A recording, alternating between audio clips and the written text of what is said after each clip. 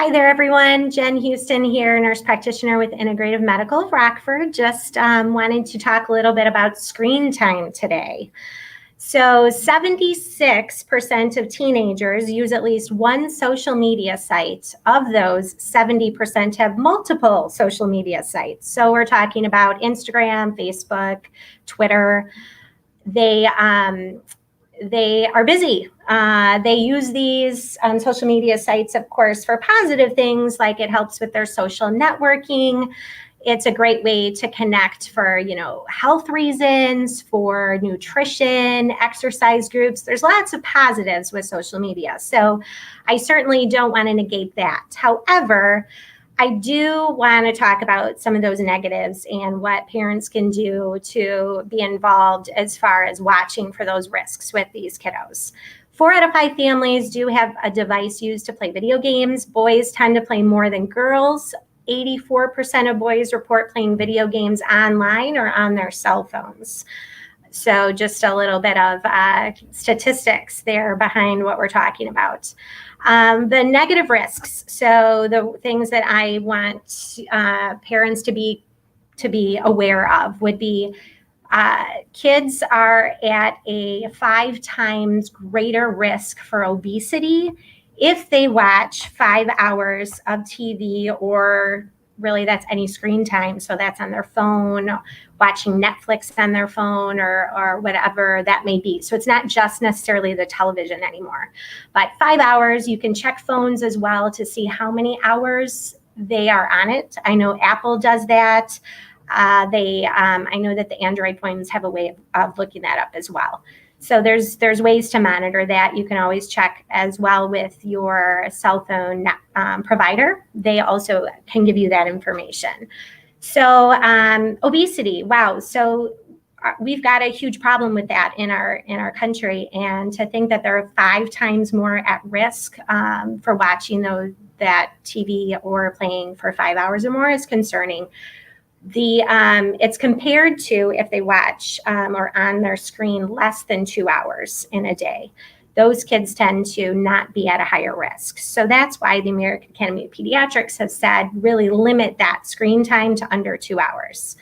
For children 4 to 9 years old, that is even less for them. So the recommendation for them is 1.5 hours or less of screen time.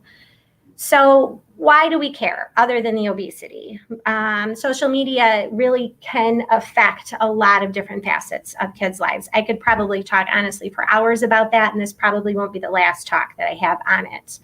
But specifically sleep, for example, with those mobile devices, I cannot tell you more to really think about where those phones are being charged. The kids, when they're in their rooms and have those phones in their room charging, they're on their phone a lot later than maybe parents know. So I really do implore that you have a central station that you charge those phones at that's not in their rooms. Get an old school alarm clock so they can get up that way.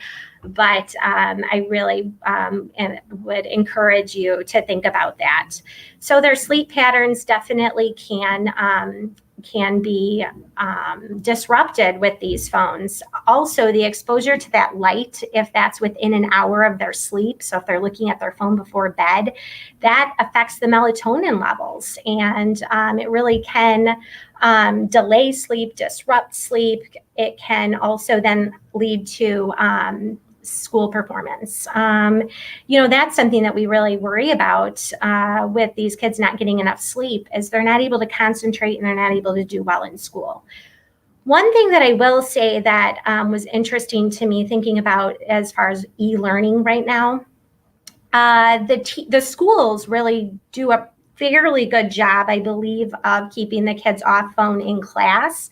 But now that we're doing e-learning at home, I really want parents to be aware of the fact that if the kids are on their phone, having it next to them, just the distraction of that while they're trying to do e-learning, it really does have quite a bit of negative consequences on their learning.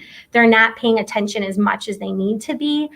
and it's very distracting for them, and it's going to ultimately affect their ability to learn and their grades. So during that e-learning time, I really would recommend not having those phones out.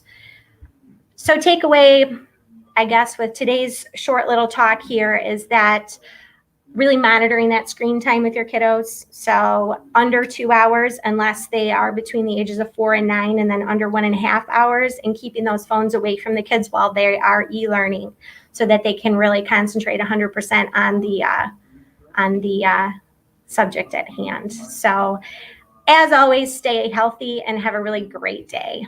Bye.